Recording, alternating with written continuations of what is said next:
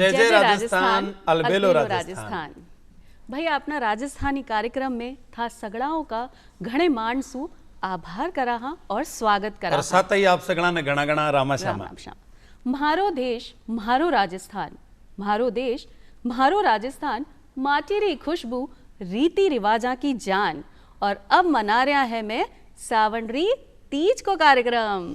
वाह, काल सिंजारा है और परसों के दिन तीज है और चारों तरफ लहरिया ऑलरेडी फुटरी फुटरी पूजा जी यानी कि नारियां दिखसी। जयपुर की तीज की सवारी निकली सी और यानी कि बहुत भांत बतीलो राजस्थान है। पर आज राजस्थान का एक नया रंग आपा लाए अलबेला राजस्थान के माए। चार पंक्तियां मेरे याद आवे कि थड़वट और ढूंढाड़ बीच में वीर भूमि की पार्टी है। एक तरफ थड़ी बीकानेर की धरती, एक तरफ जयपुर ढूंढाड़ की धरती, बीच का मायने एक वीर भूमि की पार्टी कि थड़वट और ढूंढाड़ बीच में वीर भूमि की पार्टी है। जटे हर सरीखा डीगर डूंगर लोहागर सी घाटी है। गोरा गोरा दोहरा जिन पर जबर जुद जुझार जटे सकट भूमिया घर घर जन्मे बा माटी शेखा बाटी है जी, माटी शेखा बाटी है। आज शेखा बाटी का झुंझुनू जिला, झुंझुनू एक बहुत महत्वपूर्ण जिलो है क्योंकि भाई बना काल है कारगिल विजय दिवस। और कारगिल विजय दिवस, कारगिल को जब आप इतिहास देखा तो पूरा देश के मैंने अगर जिला वाइज देखा औज और साहस को समंदर झुंझुनू जिलो है। सौ ज्यादा शहीद, सौ ज्यादा शहादत दे बड़ा मिनक भी झुंझुनू के मैंने हुआ। और के भी है ना कि सुत मरियो हित देश रहे हर क्यों बंधु समाज, मानी हर की जन्म दे जतरी हर की आज। और बी ही झुंझुनू से आज अपने बीच पधारा है जिका राजस्थान का एक लूट IAS अधिकारी रिया जनता के मैंने जिका यहाँ बीकानेर का एक राजा हुआ गंगा सिंह जी जिका जनता से बहुत हित रखता भी जनता में गुड़िया मिला एक अफसर जिका कदे ही कौन लग गया कि मैं अफसर हूँ और कदे ही अपना आपने भी को नहीं माना। लेकिन बहुत सरल व्यक्तित्व का धनी, वंदनीय व्यक्तित्व का धनी जिका हार्वर्ड का विद्यार्थी रिया, जिका इंजीनियरिंग के मैंने आपकी शिक्षा प्राप्त की और विभिन्न अलेखों पदा के ऊपर रहता हुआ आज राजस्थान का मैंने मुख्य चुनाव आयुक्त है। आज आपने स्टूडियो में पधारा है श्री मधुकर गुप्ता जी और आप गणमान स्वागत है सा। राम राम सा। राम राम सा। राम राम। गुप्ता जी, आपने देखा तो आपको जो आप झुंझुनू का निवासी हो और आपके पिताजी इंजीनियर रिया, बिट्स पिलानी सुबह पढ़ाई करी और जो भाखड़ा नंगल डैम परियोजना हा भी कमाने भाई इंजीनियर रिया। तो आपको परिवार को जो बैकग्राउंड है वो की प्रकार को रही हो कि आज तो आप बहुत आपको पूरा परिवार वंदनीय है। दिनकर गुप्ता जी आपका पंजाब पुलिस का DGP रिया, आपके घरासू है भाई भी IAS अधिकारी। तो आपको थोड़ा फैमिली बैकग्राउंड बताओ कि शो करियो। गजेंद्र जी, पूजा जी, सबसे पहले तो आपके मान मनोहार के लिए और आपके जो सप्रेम आपने यहाँ मुझे बुलाया, अवसर दिया बातचीत करने का, उसके लिए मैं बहुत बहुत आभारी हूँ। 30 साल से ज़्यादा हो गए मुझे मेरी धर्मपत्नी श्रीमती किरण सोनी गुप्ता को यहाँ राजस्थान में प्रशासनिक सेवा में विभिन्न पदों पर रहते हुए। मूल तौर पे देखिए, राजस्थान की जो सीमाएं हैं, आज विदित है कि सबसे बड़ा प्रदेश भारतवर्ष में राजस्थान है। बिल्कुल। और तुलना करें अगर हम, राजस्थान इतना बड़ा प्रदेश है, मैं कई बार मुख्यमंत्री जी को कहा करता था कि साहब आप जर्मनी के चांसलर के बराबर हो। राजस्थान जनसंख्या में जर्मनी के बराबर है। बिल्कुल है। और क्षेत्रफल में जर्मनी से बड़ा है। और जर्मन की जो अर्थव्यवस्था है, दुनिया के जो देश हैं उनकी अर्थव्यवस्था में 5वें 6ठे नंबर पे आता है। बिल्कुल। तो राजस्थान को हल्के में नहीं आंक सकते हैं। तुलनात्मक दृष्टि में राजस्थान फ्रांस से थोड़ा सा छोटा है, तो सबसे बड़ा प्रदेश है और हमें इस बात का गर्व है। उसके साथ साथ जितने राजस्थान वासी हैं, कितने राजस्थान के प्रवासी राजस्थान के बाहर प्रवास करते हैं, देश में और विदेश में। आप न्यूयॉर्क में जो डायमंड मार्केट है वहाँ चले जाएं तो या तो राजस्थानी नजर आएंगे या कच्छी गुजराती, बिल्कुल, या इजरायली ज्यूज। बिल्कुल। इतना धाक है राजस्थान के जो व्यापारी हैं उनकी। राणा नाम की संस्था भी है, Rajasthan association of north America. तो राणा की 2 सम्मेलन मैंने अटेंड किए जब मैं विदेश में था। तो जब मैं अध्ययन कर रहा था, एक बार बोलने का मौका भी मिला। एक बार मैं अपना अध्ययन हार्वर्ड में जब पढ़ रहा था तो मेरा और मेरी श्रीमती जी का अध्ययन पूरा हो गया था। तो राणा का सम्मेलन हुआ, तो उस वक्त माननीय वसुंधरा जी मुख्यमंत्री थी, तो मैं भी था। तो मेरे को देखा, तो देख के कहने लगे, मधुकर जी आप यहाँ कैसे? तो मैंने कहा मैडम मेरा अध्ययन का कार्यकाल पूरा हो गया था, तो आप पधार रही थी, तो राणा वालों ने मुझे भी बुलाया था, तो मैं इसलिए राणा में शिरकत करने आ गया। तो एक लोक कलाकार थी, अब ये प्रसंग मैं सुनाता हूँ आपको। स्वागत है। तो मारवाड़ी में मेरे को पूछती है कि थारे को तो शेखावटी में देखा था, थे यहाँ क्या कर रहे हो? वो लोक कलाकार थी शेखावटी की। तो लोक कलाकारों को भी आमंत्रित करते हैं। तो अब आप ये देखिए कितना अच्छा लगा होगा मुझे। बिल्कुल। और देश विदेश में मारवाड़ के लोगों ने ना केवल व्यापार में, अभी तो प्रशासनिक सेवाओं में, पैरामिलिट्री में, फौज में तो शुरू से मतलब हमारा वर्चस्व रहा है। बिल्कुल। मैं जब बच्चा था स्कूल में, हमारा परिवार 11 पीढ़ियाँ पहले दूसरे अन्य मारवाड़ियों की तरह बाहर चला गया था, झुंझुनू से। मेरे पिताजी परंतु वापस आए, उन्होंने अध्ययन किया। उस वक्त बिट्स नहीं कहते थे, उस वक्त राजपुताना कॉलेज ऑफ इंजीनियरिंग हुआ करता था। अच्छा। और मेरे फादर को ध्यान था, अब उनका देवलोक हो गया 2 साल पहले, जीडी बिरला जी जब आते थे तब, मतलब आप देखिए कि उस वक्त में ट्रेन लोहारू तक जाती थी। उसके बाद बैलगाड़ी से या अन्य साधनों से ये लोग बच्चे पढ़ने जाते थे, और वेजिटेरियन खाना मिलता था, पीना खाना सब बंद था। इतना अनुशासन था। वनस्थली लड़कियों के लिए, और बिट्स जो था तब लड़के ही हुआ करते थे। बिल्कुल। और उत्तर भारत में केवल 3 इंजीनियरिंग कॉलेज थे उस वक्त, बिट्स उनमें से, बाद में बिट्स नाम पड़ा। तो वहाँ से पढ़ के गए। तो बाड़काला नंगल डैम का निर्माण हो रहा था, तो मेरे पिताजी को जल्दी वहाँ सर्विस मिल गई, तो वहाँ चले गए। तो हम लोग पंजाब में बड़े हुए। तो जब मैं एनसीसी का अच्छा, एनसीसी का कैडेट भी रहे आप? नहीं, एनसीसी में हम एनसीसी के कैडेट थे। तो दिल्ली में 26 जनवरी की परेड थी, बहुत साल पहले की बात है ये, शायद बात होगी 74 की। तो हम उस वक्त का मुझे स्मरण है कि जो हमारे गणतंत्र दिवस की परेड में सलामी जो घुड़सवार ले रहे थे अगली टुकड़ी में, तो उनका जो दल का लीडर था वो शेखावत था राजस्थान से। और जसवंत सिंह जो बहुत पॉपुलर आपके अनाउंसर थे, एक लीजेंड थे, तो यही शब्द यूज़ करते थे, रन बांकुरे। इनकी वेशभूषा 6-6 फुट का कद देखते ही बनते हैं। और जब ऊँटों की बटालियन निकलती और टुकड़ी निकलती थी तो देखते वो था।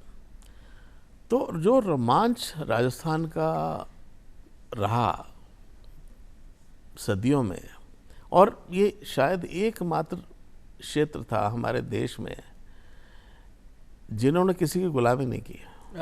बिल्कुल। आज भी महाराणा प्रताप या शिवाजी महाराष्ट्र में उनको सारा देश, सबसे बड़े जो देशभक्त थे उनमें उनको मानता है।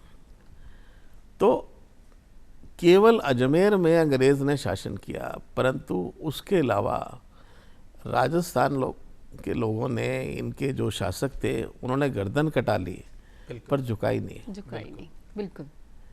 तो कहीं इन्होंने कोई समझौता नहीं किया। मैं जब सीकर में कलेक्टर था 99-2000 में, तो मोटा मोटी 10-12 घंटे मेरी सेटिंग होती थी कलेक्ट्रेट में या बंगले पे। लोगों को मिलने करने में वक्त बहुत निकलता था। तो मैं शाम को आके आराम कर रहा था, बाहर बैठा हुआ था अपने बंगले पे, तो मुझे फ़ोन आया दिल्ली से।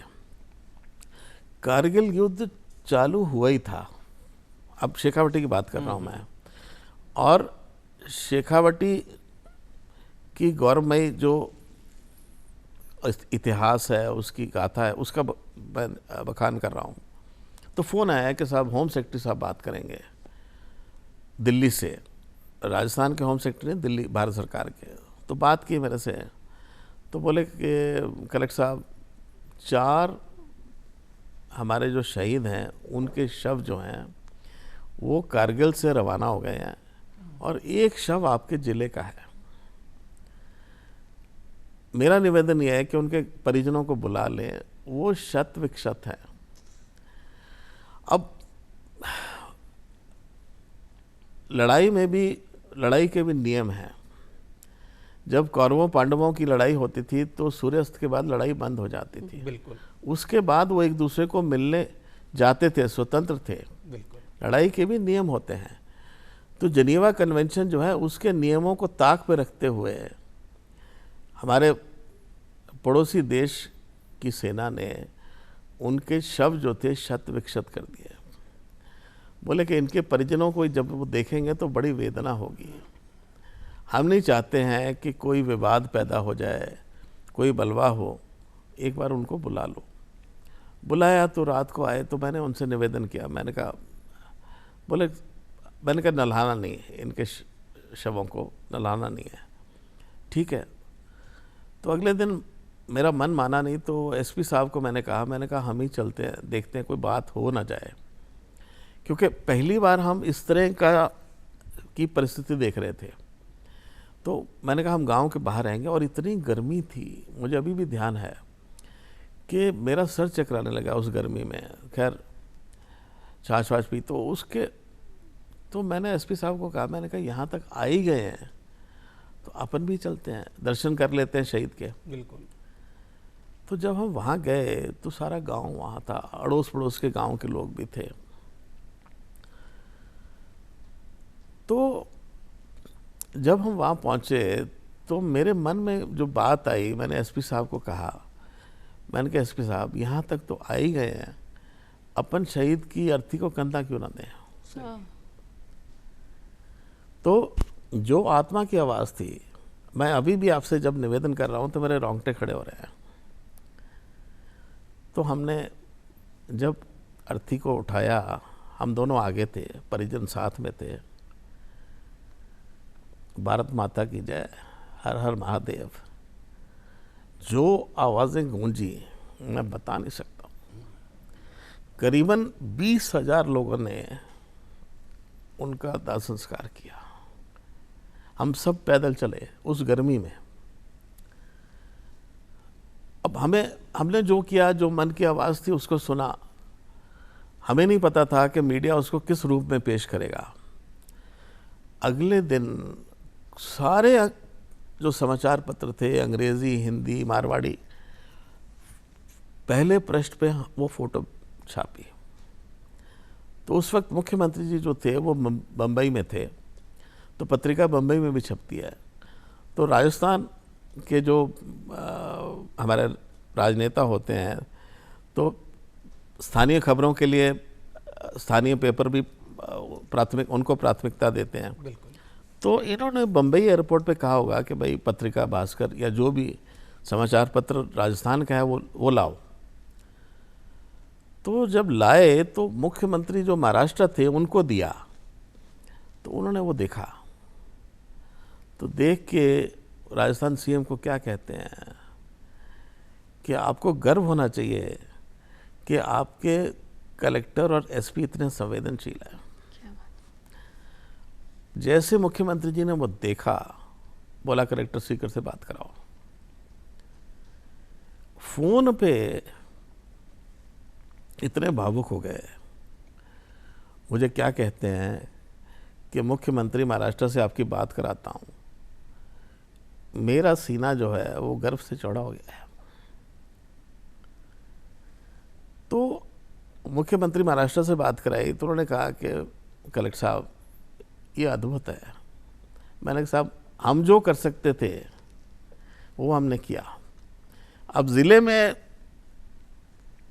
डिस्ट्रिक्ट मजिस्ट्रेट जो हैं, कलेक्टर, एसपी, यही प्रशासन के प्रतिनिधि हैं। बोले अब आपने रास्ता दिखा दिया, जो मुझे करना चाहिए था वो आपने कर दिखाया, अब ये काम मेरा है, अब मैं जाऊंगा।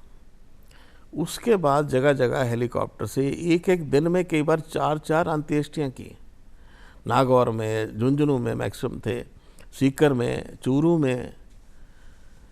तो जब आपने रण बांकुरों की बात की तो इतना बलिदान दिया है इस राजस्थान की धरती के शूरवीरों ने। तो केवल प्राचीन भारत के इतिहास में नहीं, आज़ाद भारत के इतिहास में भी हमारे देश के जो भी जब हमारे देश पे आक्रमण हुआ तो राजस्थान के जो शूरवीर थे वो सबसे आगे रहे। जल्दी तो किया करे कि हार न जिसने हरगिज मानी वो कहलाया राजस्थानी, हार न जिसने हरगिज मानी वो कहलाया राजस्थानी, और इतना खून दिया धरती को जितना गिरान आज तक पानी। मेरे याद है आप सिक्कर धरती दोहरा रही। हाँ, मेरे याद आप सिक्कर जिला कलेक्टर है में टाइम का अकाल भी खूब भयंकर पड़ो, और बी टाइम का आप उसका अकाल रात का काम करया बिकी भी पूरी चारों तरफ चर्चा भी, वाकई में वंदनीय प्रयास है। काम के बदले अनाज योजना जी टाइम का चली, खूब काम किया। तो अकाल सु भी आपको सामने रियो प्रशासनिक पद पर रहता भी भी पर आप प्रयास रहे भी टाइम का। मैं गजेंद्र जी जब पहले जिले में था तो एक रिटायर्ड हेडमास्टर थे, मेरे से प्रेम था तो मेरे पास आ जाते थे,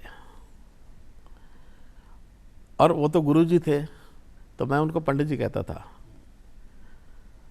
तो मैंने कहा पंडित जी क्या आदेश हैं बताओ।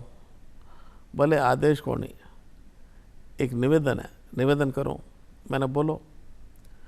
बोले कि थे जिले की माँ हो, कलेक्टर नहीं हो, आप जिले की माँ हो, और माँ से बच्चे बहुत कुछ मांगते हैं। माँ दे ना भी सके तो भी ना कोई नहीं बोलती, वो ना नहीं करेगी कभी, देखा कोई नहीं करते हैं। बोले कि आप माँ के भाव रखोगे तो कामयाब होगे। और रखा, बाप नहीं कहा, माँ कहा। आप थोड़ा कठोर हुए, और आप नरम रहिए हमेशा। कठोर भी हुए जब ज़रूरत थी। देखो मैं अपने बच्चों के साथ भी कठोर रहा जब ज़रूरत पड़ी, मैं उस पर भी आऊँगा बाद में। तो वो बात मैंने हमेशा याद रखी। एक बार वर्ल्ड बैंक का डेलीगेशन आया, यूएन का डेलीगेशन आया हमारे ज़िले में।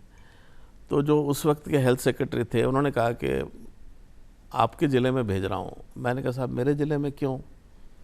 बोले आप उनको अच्छे से समझा दोगे, मैं इसलिए भेज रहा हूँ। वो आ गए तो एक अश्वेत महिला जो थी उनकी टीम लीडर थी, तो वो परेशान हो गई सुबह से शाम तक कि कलेक्टर क्या क्या चीज़ है। तो मुझे शाम को कहती है, पूछती है कि कलेक्टर का जो दायित्व है क्या है। मैंने वो बात उससे कही। मैंने कहा कलेक्टर जिले की माँ है। उसको सब समझ में आ गया। वाजिब गैर वाजिब कोई बात हो आपको सुनना पड़ेगा, और जहाँ तक हो सके उसका उत्तर देना पड़ेगा। मैं आपको एक और उदाहरण देता हूँ। जब मैं नागौर में था, नागौर में कुछ समस्याएं थी कानून व्यवस्था को लेके, वो सब। तो मैं दिल्ली में यूएन में ही था, तो मुख्यमंत्री जी ने मुझे कहा कि नहीं आप वापस आओ, तो वहाँ लगा दिया नागौर में। अब कहाँ तो संयुक्त राष्ट्र संघ की चकाचक जिंदगी और कहाँ नागौर गांव था। 2002 में गांव था, 2001 में। बिल्कुल। तो खैर, तो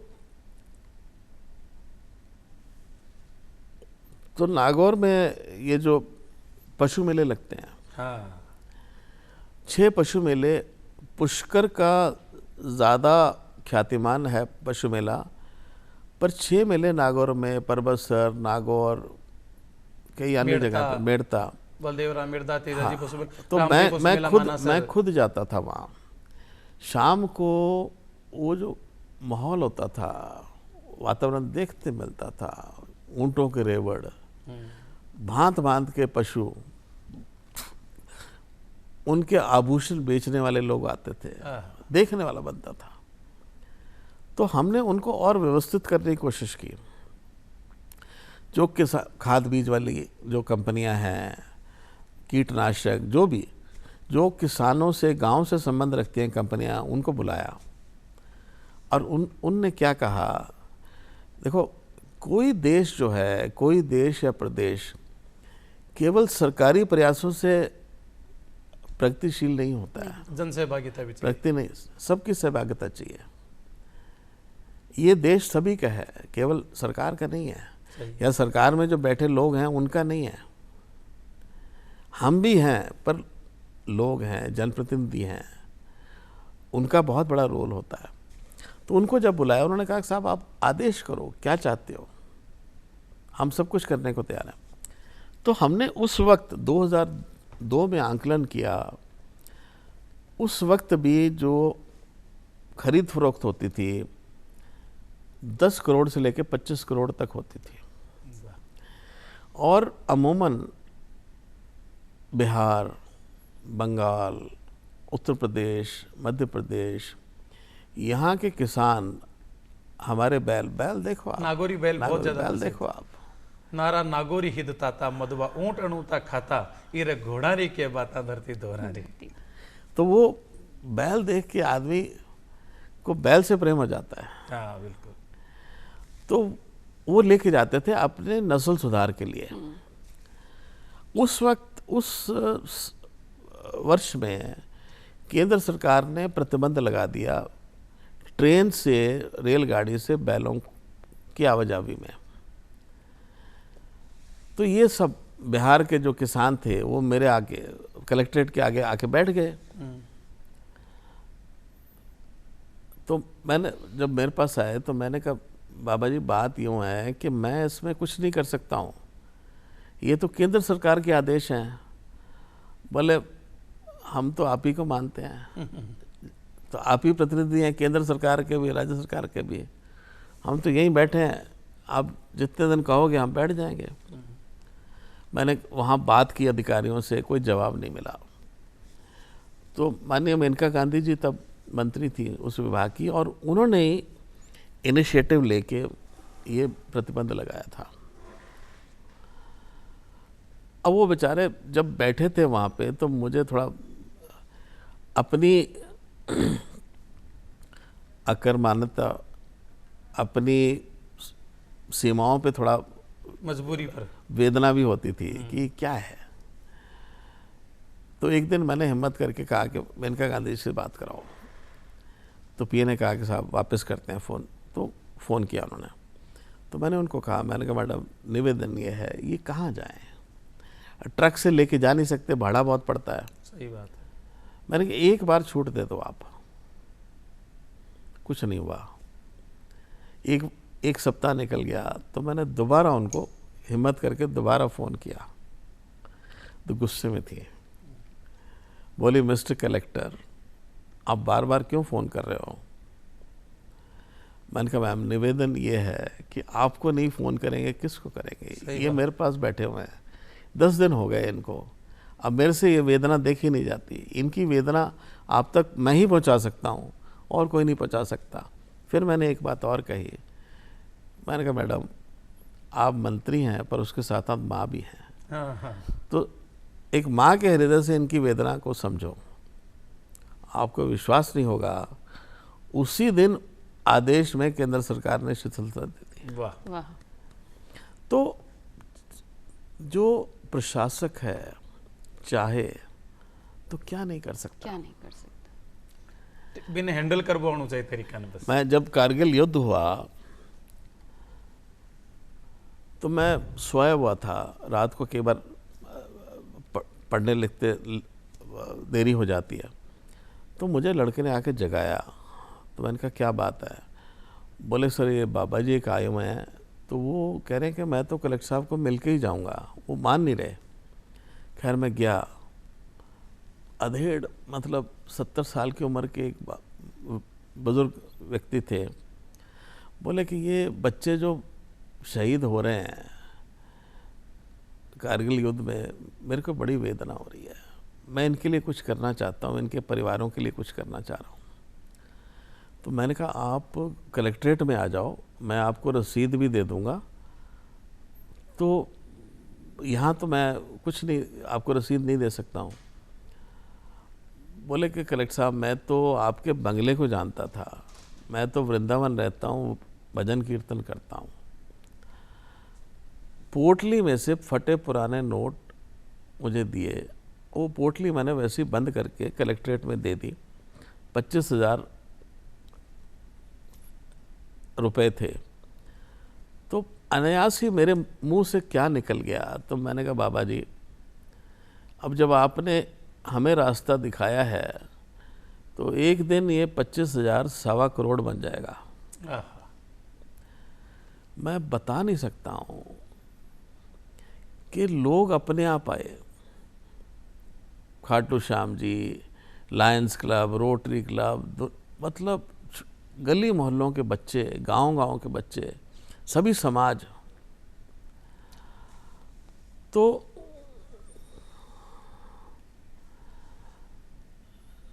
1,41,00,000 रुपए हमने माननीय मुख्यमंत्री कोष में और माननीय प्रधानमंत्री कोष में भेजे, कुल मिला के तो 1.25 करोड़ से ज़्यादा भेजे। तो जब युद्ध खत्म सा हो रहा था, अब चल रहा था, तो एक व्यक्ति आया, पर्ची भेजी। तो वो सैनिक था नीम का थाना का, तब नीम का थाना सीकर में था, अभी भी है, वापस मिला दिया है। तो दिगेंद्र सिंह करके एक जाट सिपाही था। हाँ, महावीर चक्र भी मिला। हाँ, MVC महावीर चक्र मिला उसको। तो मिलने आया, बड़ा खूंखार सैनिक है वो भी। तो उसकी उंगली कट गई थी। उसने पाकिस्तानी मेजर का धड़ काट दियो, पेश किया था अपने लेफ्टिनेंट को। और मेजर विवेक गुप्ता की जो टुकड़ी थी जिसने तोलोलिंग पे दोबारा कब्जा किया था, एकमात्र व्यक्ति था जो वापस आया था। बिल्कुल, दिगेंद्र। सारे शहीद हो गए थे। मतलब ऐसी शहादत दी इन रणबांकुरों ने। तो वो जब आया तो मैंने कहा तू बैठा रहा। तो मैंने कहा जो सरकार ने वायदे किए हैं वो तो करेंगे ही, और बताओ क्या चाहते हो। बोले सर मेरे गांव में फला नहीं है, ये नहीं है। मैंने कहा एक दिन तेरे साथ चलेंगे और जो तू कहेगा सब सैंक्शन उसी वक्त करेंगे। एनीवे, तो भोजन का समय आ रहा था, मध्याह्न भोजन का। तो मैंने कहा तू गाड़ी में बैठ। तो मैं घर पे ले गया, तो मेरी माता जी आई हुई थी, तो खाना वाना खिलाया उन्होंने। तो जब वापस आए तो रोने लगा। तो मैंने कहा तू तो इतना बहादुर है, तू रो रहा है। बोले सर मैं तो जाट का छोरा हूँ, मैं तो किसान हूँ, आपने इतना मान सम्मान दिया। मैंने कहा देखो मान सम्मान यूं ही नहीं दिया, पात्र भी हो आप पात्र हो, और इससे ज़्यादा के पात्र हो।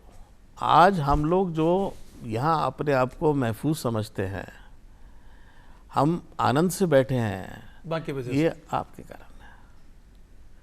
फिर उसके गांव में एक दिन गए, तो जो चीज़ें उसने कही थी सैंक्शन की, जो भी कर सकते थे वो की। आपने अकाल की बात की, तो वो जो प्रसंग आया था कि जिले की माँ है, क्या है, मैं जब यूएन में गया तो झुंझुनू वाले जो अपने एमपी साहब थे, मंत्री भी रहे, शीशराम ओला जी, तो एक दिन मेरे दफ्तर आए, कार्यालय, यूएन के कार्यालय आए। अच्छा, ऐसा नहीं था, मेरा उनसे विवाद भी होता था, टकराव भी हुआ कुछ बार, पर इतने उदार मन के थे और इतने बड़े व्यक्तित्व के व्यक्ति थे।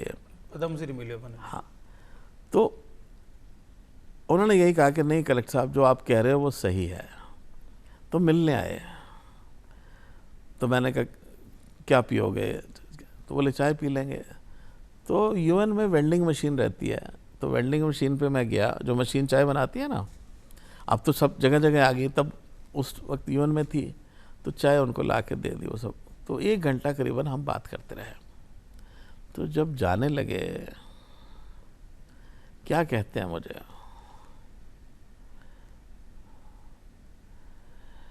बोले एक बात कहूँ, बुरा तो नहीं मानोगे? मैंने कहा नहीं। बोले ईश्वर ने तो आपको देश सेवा का इतना मौका दिया था और थे नौकरी करने लग गया। मेरी आत्मा ने जब वो सुना, बोले आपको पता है कितने लोगों की आपने मदद की, कितने लोग, एक जिला कलेक्टर चाहे तो कितने लोगों का उद्धार कर सकता है। यहाँ आपको जो आपकी तनख्वाह जो है, आपकी जो वो है, वो ज़्यादा है, आपको ज़्यादा सुख है, आराम है, परंतु वो अवसर तो नहीं है।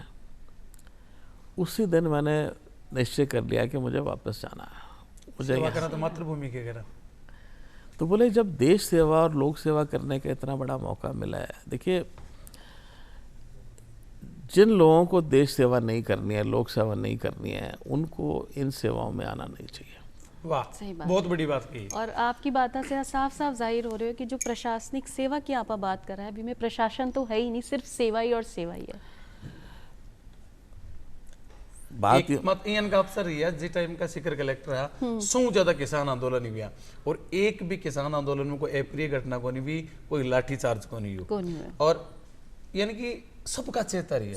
एक बार गणेश बेरवाल जिस शाम का बात हुई, आपने लेर भाई काल कार्यक्रम करनो है, आपका अच्छा दोस्त है तो बताओ, तो वो बताया, बोले और वो दाता आदमी है, दाता बहुत भामाशा है, विशेष रूप से का शोधार्थी है, बाकी लिए तो बहुत बड़े, क्योंकि हर्ष पर्वत के ऊपर जो को काम करियो आज वो एक बड़ो पर्यटन स्थल है, भी कमाने भी आपका बड़ा प्रयास रहा। सेका वाटिका का भित्ति चित्र है, बाने भी बड़ा लेवल पर पहचान मिली, क्योंकि आप जी बताए पहले एक ही रेलगाड़ी लुवारू वाली जिसकी शेखावाटी ने बाकी जोड़ती, और वो तो लुवारू वाली ट्रेन तो बाकी इतरो हो के प्रवासी लोग रहता बी ट्रेन सु ही आता, और लुगाए गीत गाती भी ट्रेन का, रुक के जाइए रेल लुहारो की कद मारो साजन घर आवे। तो बैच का काम करे वहां के बारे में और बताओ आप। लंबी सूची है, आप नाम की भी सार्थकता है, पूरी तो नहीं कर सका। बिल्कुल गजेंद्र जी, इसमें क्या है, जो मैं उसी बात को आगे बढ़ाता हूँ। हम लोग जो प्रशासनिक सेवाओं में हैं, पुलिस सेवा में हैं, प्रशासनिक सेवा में हैं, अन्य सेवाओं में हैं, राजस्थान आरएएस में है, आरपीएस, जो भी, इवन जो मिडिल लेवल पे, मध्य लेवल पे भी जो लोग सरकार में काम करते हैं, उनको पुण्य कमाने का बहुत बड़ा अवसर होता है। परंतु अगर वो अपना ध्यान कहीं और केंद्रित कर लेंगे तो ये अवसर चूक जाएगा। बहुत बड़े कवि हुए हैं हिंदी के, वो मुसलमान थे, परंतु हिंदी के सबसे बड़े कवियों में उनका नाम आज भी बड़े गर्व से लिया जाता है, अब्दुल रहीम खाने खाना। उनका एक दोहा चौपाई है जो आपने सुनी होगी शायद। तो वो बहुत बड़े दानवीर थे, बहुत दान देते थे। तो जब दान देते थे तो आंखें नीची कर लेते थे, बहुत बढ़िया प्रसंग हो। तो उनसे जब पूछा गया तो उन्होंने एक ही बात कही, देनहार कोई और है, देत है दिन रैना, लोग भरम मुझ पे करें तासो नीचे नैना। क्या बात। अब हम अपनी जेब से कुछ नहीं दे रहे हैं, इतना बड़ा अवसर है। मैं जब यूएस में 2 साल था, बड़ी अच्छी अच्छी ऑफर्स थी, कहीं भी जा सकते थे, परंतु मैं कई बार अपने साथियों से पूछता हूँ जो मेरे साथ पढ़ते थे, बोले हमारे पास देने को क्या है, हम जो कुछ धन अर्जन कर रहे हैं अपने लिए कर रहे हैं, हमारे में और दिहाड़ी के मजदूर में क्या फ़र्क है। अपनी पेट पूजा के लिए, अपने परिवार को चलाने के लिए हम मेहनत कर रहे हैं, और लोगों के लिए हम क्या कर रहे हैं। मैं जब हार्वर्ड गया तो 4 भारतीय मूल के प्रोफेसर थे, एक कोठारी जी राजस्थान के भी थे। तो अब थोड़ा बहुत प्रेम अपनत्व तो होता ही है। बिल्कुल। तो एक दिन इनके कमरे में मैं गया तो बोले कॉफ़ी पिलाते हैं आपको, बैठो। अब मेरे को छेड़ा इन्होंने, हाँ, बोले कि एक चीज़ बताओ, हम भी भारतीय हैं, हम भारत के बारे में लेख लिखते हैं, प्रवचन देते हैं, कोर्स पढ़ाते हैं, ऐसा क्या है जो आप भारत के बारे में जानते हो जो हम नहीं जानते हैं। तो मैंने कहा मैं इसका जवाब नहीं दूंगा, ना दे सकता हूँ। फिर भी जब कहा, मैंने कहा देखो, भारत के बारे में जो आपकी अवधारणा है या आपका विश्लेषण है, वो किताबों के ज़रिए मिला है, समाचार पत्रों के ज़रिए है, जो आपने दूर से देखा उसके ज़रिए है। मैंने कहा हम तो ऑपरेशन थिएटर में काम करते हैं, और जो ऑपरेशन हो रहा है उसमें हमारा योगदान भी रहता है। हमारे देश में क्या घट रहा है, हमसे ज़्यादा अगर हमारी आंखें और कान खुले हैं, बंद हैं तो उसका कोई इलाज नहीं है। तो बहुत सारी घटनाओं को हम ही अंजाम देते हैं। अब जैसे मैंने शहीद की अर्थी की बात कही, अब हमने जो भी किया अब अनायास ही किया, परंतु आगे के लिए परिपाटी तो हो गई ना। बिल्कुल। मैं जब उदयपुर में काम करता था तो किसी कारण से कोई मतभेद हो गया मेरे में और 2-3 मंत्रियों में। मैं जिला कलेक्टर था बूंदी में, और नाराज़ हो गए। नाराज़ इसलिए हुए कि उन्होंने कहा कि ये हमारी सुनवाई नहीं है, काम बहुत किया इसने पर सुनवाई नहीं है। चलबा कौन थे मकी क्या क्या, हाँ। तो मुझे श्रीमती जी को कलेक्टर लगा दिया और मुझे कहीं खांचे में लगा दिया उदयपुर में। और मेरे को बड़ा गुस्सा आया कि इतनी मेहनत करने के बाद भी ये सब क्या है। होता है, कई बार होता है। मैं मजाक में कहा करता हूँ कि सरकार की फटी हुई चिट्ठी कब आ जाए उसका पता नहीं है। अब हमारी स्थिति तो वो होती है कि एक बैट्समैन खेलने जाता है तो उसको पता रहता है कि कितने ओवर बचे हुए हैं, कितनी गेंदें बची हैं, तो उस हिसाब से अपना जो खेल की स्ट्रैटेजी बनाता है कि कैसे खेलना है, रन जल्दी बटोरने हैं या सहज खेलना है, हमें तो पता ही नहीं है। और जब हमारी बदलियां होती हैं तो मिनटों में होती हैं। बिल्कुल। एक बार नहीं, कई बार। मेरी श्रीमती पहली एक महिला थी जिनको गंगानगर में कलेक्टर लगाया।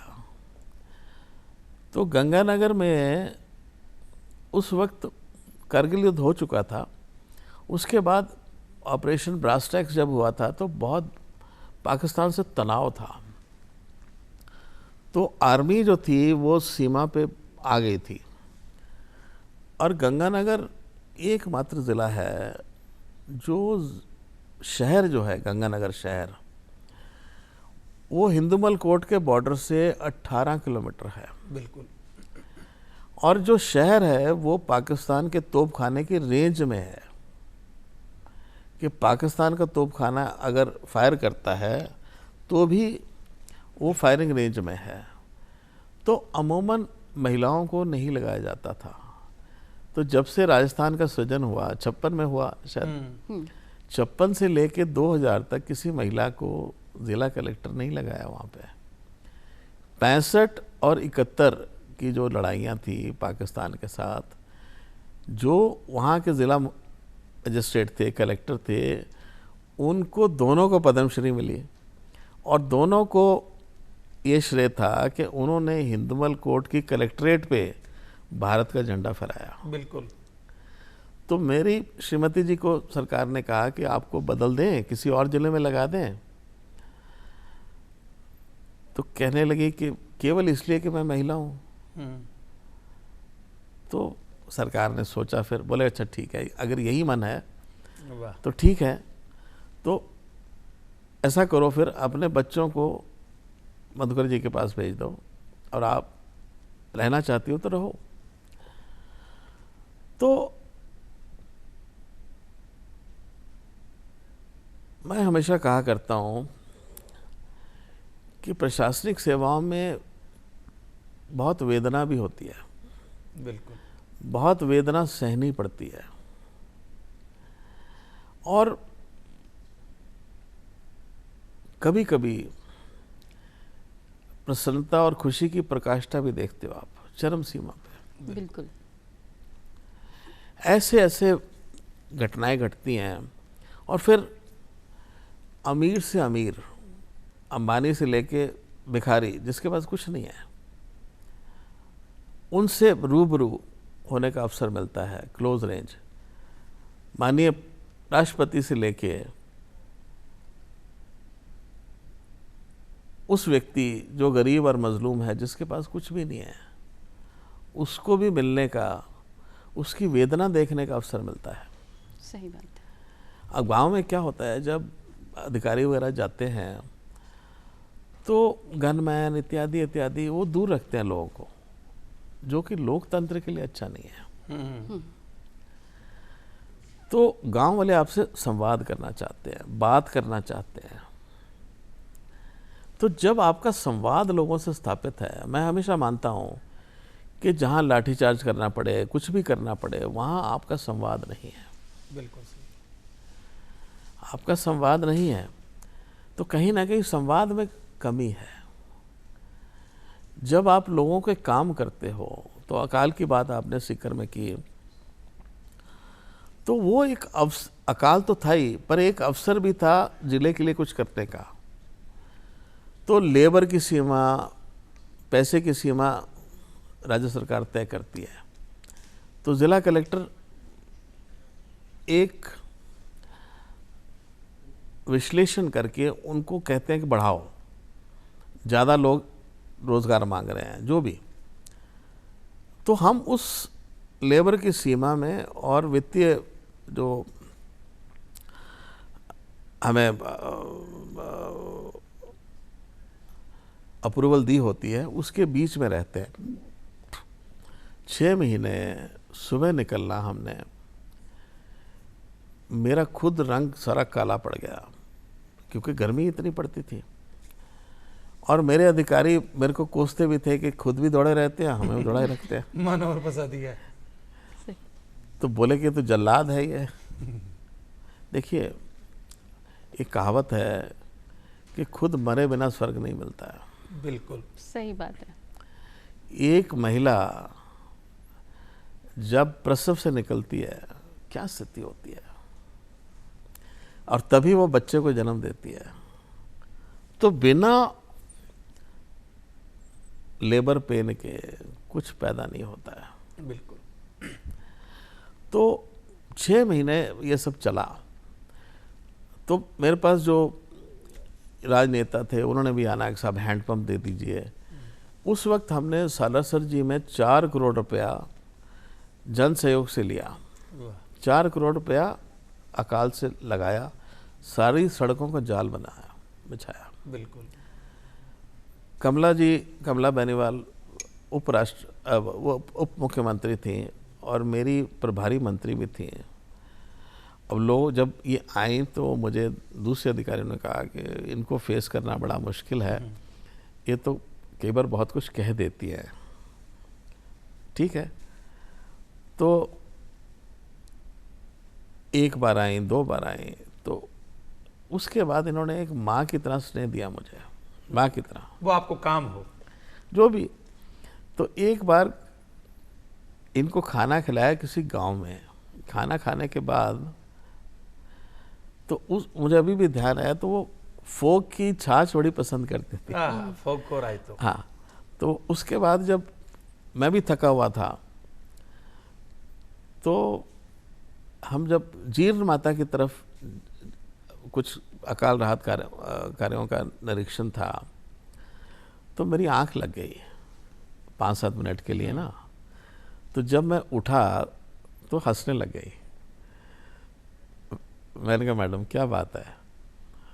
बोली मैं देख रही थी कि राज सो रही हो। राज सो रही हो। तो मैंने फिर मजाक में कहा, मैंने कहा मैडम जब राजपाट आप संभला देते हो तो हम भी बाल अवस्था में ही होते हैं। तो जिस उम्र में इतना जिम्मेवारी दे देते हो तो वो उम्र बहुत छोटी होती है।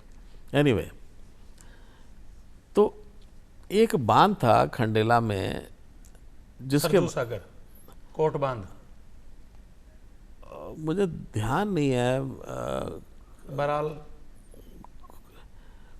जो भी है, बहरुंदा नहीं, कोटड़ ऐसा कुछ नाम था, कोटड़ी भी है।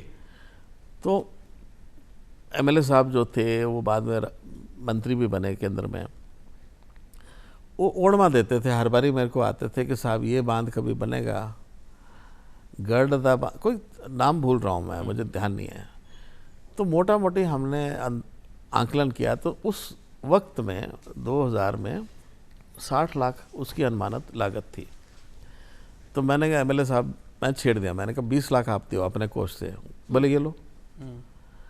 20 लाख कलेक्टर का जो कोटा होता है उसमें से दिए, 20 लाख की लेबर हमने अकाल से दी, 60 हो गए, वो चालू कर दिया। और वृहद स्तर पे बारिश पड़ रही थी, तो कमला जी आई तो कहने लगी वो बांध दिखाओ, लोग बड़ी चर्चा कर रहे हैं। तो मैंने कहा मैडम आज बारिश है, गाड़ी नहीं जा पाएगी। बोले कुछ नहीं, बड़ी बोल्ड थी वो, बोले कुछ नहीं, आप और एमएलए साहब पीछे बैठो, मैं आगे बैठूंगी, जिप्सी निकालो। जिप्सी में मार पानी और वो सब कीचड़ था। जैसे ही देखा कि ऊंट लड्डे लगे हुए हैं, बैलगाड़ियाँ, लेबर, औरतें, बच्चे, तो क्या कहती हैं मुझे, कह लेंगे कलेक्टर साहब मैंने तो सुना था कि अकाल रात के काम ऐसे भी होते हैं, आपने कर दिखाया। आज मैं साक्षात कर रही हूँ। बिल्कुल। मैं क्या, मेरे मन में क्या विचार आ रहे हैं मैं बता नहीं सकती हूँ। मैं आपके जिले की प्रभारी हूँ, मुझे कैसा लग रहा है। तो खैर, तो मैंने कहा जो हम कर सकते थे। एमएलए साहब ने कहा देखिए जी, अकाल रात कार्य के दौरान थे प्रशासन ने सागर आगता बकता का चल्लादा आदमी मानवर फंसा दिया। आप रोडवेज का सीएमडी बने जना, आप पर एक तमगोर लगे हो, एक टाबर आए है रोडवेज में, एकदम टाबर आए बिकान वो क्या करिए आपका। नहीं, क्या पूछना चाहते हो आप जब रोडवेज के मैं बिल्कुल युवा अवस्था में टाबर सही है, और एक चालू भी आएगा टाबर आएगा, उस पे आ रहा हूँ, ये बात मैं पूरी कर लूँ। तो कमला जी ने मेरा हाथ पकड़ लिया, मतलब तो अब उनकी आंखें भर आई, बड़ी सख्त थी वो, मतलब भावुक नहीं होती थी जल्दी जल्दी। एनीवे, तो कलेक्टर्स कॉन्फ्रेंस होती है जिसमें सभी कलेक्टर्स को बुलाया जाता है। तो माननीय शक्तावत जी गृह मंत्री भी थे और अकाल मंत्री भी थे। देखो, जो प्रशासनिक अधिकारी हैं या जो भी अधिकारी हैं सरकार में, पॉलिटिकल पार्टीज बदलती रहती हैं, राजनेता बदलते रहते हैं, हमें तो सबको साथ लेके चलना पड़ता है। लोकतंत्र में और भी आवश्यक है कि हम सबको निभाएं। आपने पहले जॉइंट फैमिली होती थी, बिल्कुल, अब सबको निभाते थे, कोई काम करता था कोई नहीं करता था तो सबको निभाया जाता था। तो हमें सबको साथ लेके चलना पड़ता है। एक बार इंस्पेक्शन करने सीकर में कमला जी आई तो बोले ये तो दो तो अमरा राम जी के एरिया है। मैंने कहा मैडम तो क्या हुआ, भाई लोग तो आप ही के हैं, आप ऐसे नहीं होगा, आप यहाँ भी इंस्पेक्शन करो। अच्छा ठीक है। अब उनको अच्छा लगा कि भाई हम भेदभाव नहीं कर रहे हैं, ये तो लोगों का मतलब उनकी लोकतंत्र में उनकी इच्छा है। सही बात है। तो जब मीटिंग हुई, कलेक्टर्स कॉन्फ्रेंस हुई, तो सीएम साहब ने उनकी तरफ इशारा किया कि आप थे चालू करो, पहले अकाल पे चर्चा कर लो, अकाल राहत पे चर्चा करो। तो शक्तावती जी ने कहा कि कलेक्टर सीकर कौन है, खड़े हो जाओ। तो मैंने कहा ये मुझे क्यों खड़ा कर रहे हैं। मैंने कहा सर मैंने कोई गलती की क्या। बोले गुरुजी यही शब्द थे उनके, हम ताज्जुब कर रहे हैं कि आप ना तो जो वित्तीय सीमा है उसको लांघ रहे हो, ना लेबर सीमा को लांघ रहे हो, और पैसा जीम रहे हो सारा। जो आपने वो कैंप लगाए हैं इसके चारे के, 1/3 राजस्थान की खपत तो आप ही ने कर दी और इतना बड़ा जिला नहीं है, तो सारा पैसा अकाल का आप ही, ये शब्द थे कि आप ही जिम जाओगे। तो मैंने कहा सर ये मेरा सौभाग्य है और दायित्व भी है। जिले में पैसा खींचना और खर्च करना जिला कलेक्टर का दायित्व है। बिल्कुल। बोले औरों को बताओ आप कैसे कर रहे हो। बड़ी बात। मैंने कहा सर हम काम पे फोकस रख रहे हैं, खर्चे पे नहीं रख रहे हैं। काम होगा तो खर्चा अपने आप होगा। सही बात। मैंने कहा आप, पहली बार हमने सारे कामों को कंप्यूटराइज कर दिया था कि हम ये बताने की स्थिति में हर दिन उसको अपडेट किया जाता था। 2000 काम थे और उनकी अपडेशन जो थी हर रोज होती थी, प्रतिदिन। एनीवे, तो मैं जब हार्वर्ड अध्ययन करने के लिए गया तो किसी ने कहा कि अमर्त्य सेन का कोर्स लो आप, अर्थशास्त्र में पढ़ो ना। अर्थशास्त्र में। तो 2 बार मैं उनके पास गया, बोले कि नहीं आपका पीछे का बैकग्राउंड इंजीनियरिंग का है तो अर्थशास्त्र का बैकग्राउंड तो है नहीं, तो आप मेरी क्लास में पास नहीं हो पाओगे। मैं जब तीसरी बार गया तो मैंने उनको कहा, मैंने कहा सर ऐसा है, जो आपने अकाल प्रबंधन पे किताब लिखी है उसी किताब के आधार पे हमने 3 प्रयोग जो आपने कहा कि किए जाने चाहिए हमने किए। वाह। और कामयाबी से किए। अब इतना बड़ा अर्थशास्त्री, नोबेल प्राइज विनर लिख रहे थे, कुछ कलम रख दिया, बोले बता। तो मैंने बताया, 3 प्रयोगों के बारे में बताया। बोले ठीक है कल की क्लास में आ जाओ। बड़ी बात, बड़ी बात। तो एक मन रामचरितमानस की चौपाई याद आवे कि हरि अनंत कथा हरि अनंता कही सुनई बहुविधि सब संता। आपको साक्षात्कार तो कहते सुबह 8 बजे चालू करा, रात का 8 बजे तक चाले। आप एक केवल आप सिक्कर की बात करी और भी का मैंने बड़ी उपलब्धियां नहीं, पर रोडवेज आप पधारा और समय की भी मर्यादा में है। था की बाता आपकी बातारो हर अक्षर पुण्य समान है। अगर आपको युवा सुन रहे हो है तो आपनो राजस्थान भी जागेगो और आपनो युवा भी जागेगो कि किया प्रशासनिक सेवा में रह आपनो काम करना चाहे। आई कमला में तो आया मनरा पावना तो कहीं कोड करा, थाल भरा गज मोतियां ऊपर नैन धरा। आप पधारा इन वास्ते गणा गणा रंग, गणा गणा धन्यवाद।